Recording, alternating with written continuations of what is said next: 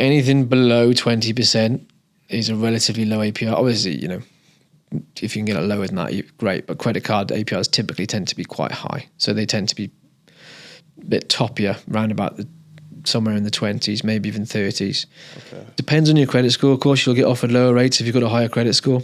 So if you go on a credit card sort of comparison page, like a money saving expert, like Martin Lewis's website, that will do a pre-soft check for you to see, based on your credit score, what sort of credit card you might be offered, and give you a likelihood chance of success with your application. Because if you apply for a credit card and you have a poor credit rating, but you just go straight through to the credit card company and you make an application and you fail, then that will go down on your credit score as having a failed application for a credit card, which will negatively impact your credit score. So I would always say go through someone like Money Saving Expert to firstly see the likelihood of you being accepted for a credit card, because that way you can avoid those hard checks that get done when you make the full application. And you'll get a score of likelihood, 100% for a lot of them, hopefully, and some with lower numbers. But it gives you a good indication of whether or not you'll be accepted for a credit card. And then from there, you can filter down your preferences.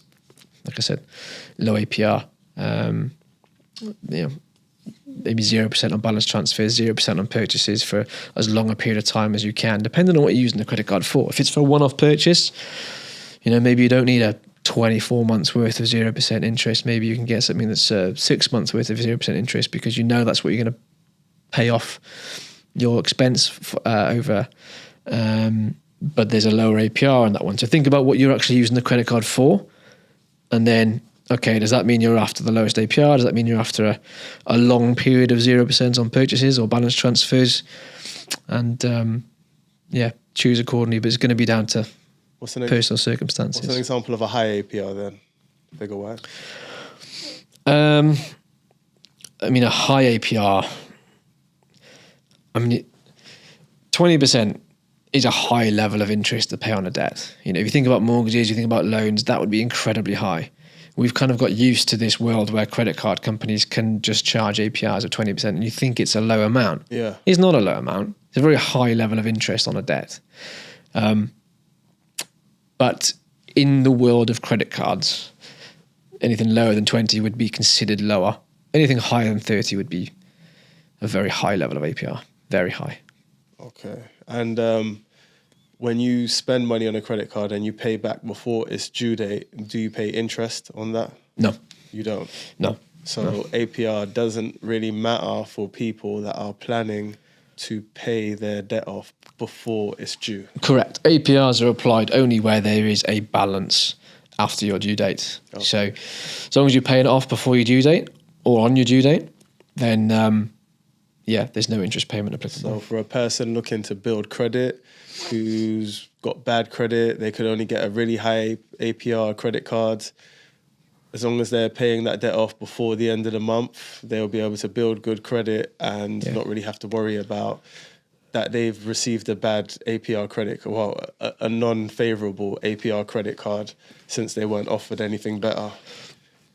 Yeah, don't despair, because like I said, as long as you, exactly as you said, as long as you're using that credit card sensibly and for what it's for, and you're paying it off each month, then the level of interest rate is less important, because you're not going to be paying any interest anyway. Okay. Another thing to avoid is possibly some credit cards do offer an annual fee on them. If you can avoid an annual fee as a young person, some of these annual fees do come with benefits, but if you're just looking to build credit, try and avoid the ones with the annual fee as well, because that's just another payment you're going to need to add on top. Yeah, if you're looking to build credit, then you don't need to take out any card that's got an annual fee. Like you said, annual fees normally come along with other rewards and features and cashbacks. And if you do have one of those credit cards, though, one thing I would suggest you do is there will be like a reward section inside your credit card app, and there'll be a whole list of different affiliated partners that are offering cashback or money off. Just sign up to all of them and make sure you're aware of these additional, because there's lots of additional benefits that a lot of people don't really know about. And it's not just credit cards. Your banks will do the same thing. So if you go into your online banking, I'll just use mine as an example. I have a Lloyd's bank, and in my Lloyd's app, there's a reward section, and I'm guilty of it. Yeah.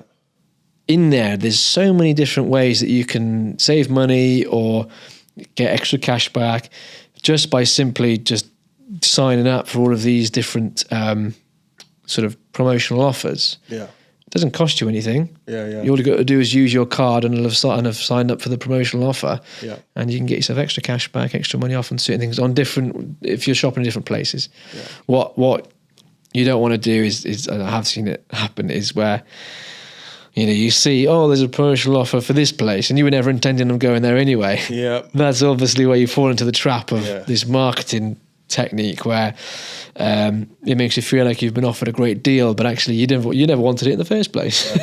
Yeah. So be aware of them, and if you're already going to be spending money there, then make sure you just turn that promotional offer on so you get the benefit on your card, whether that's a debit or a credit card. Yeah. And some of the benefits of people that actually go for the monthly fee ones or yearly fee ones, they get things like travel insurance, free mobile phone insurance. These things. If you're typically gonna go on holiday every year and pay £100 odd on travel insurance, and your card is £7 a month fee, then you're going to make a saving. Plus, you're going to have loads more benefits on top of that. Yeah, it's a no-brainer. Yeah. Now, there are some banks that have, like I said, you can pay a little bit extra to have your phone insurance, your travel insurance, all those things which, if you were going to pay for anyway, brilliant. You're effectively getting this free account with all these other features. But banks have now become, particularly the newer apps, which, to be fair, even the older banks have now spent a lot of money on their apps. They offer some unbelievable sort of educational bits and pieces as well. So you can go on there and you can learn about the basics of money. They offer features that can help you with saving. Things like roundups is a brilliant feature. Yeah. I don't know if you use roundups with your bank. I don't know. So roundups is where every transaction that you make with your card, it will round up the cost of that transaction. So let's say I go to a shop and I buy a can of Coke for £1.50. Yeah. It will round it up to the nearest pound. So that transaction's cost you £2, but it's put 50p away into savings.